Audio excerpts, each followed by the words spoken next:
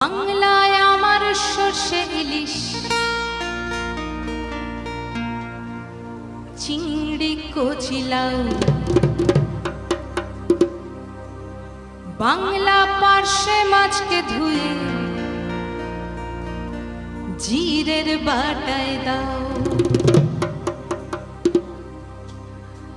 বাংলায় আমার সর্ষে ইলিশ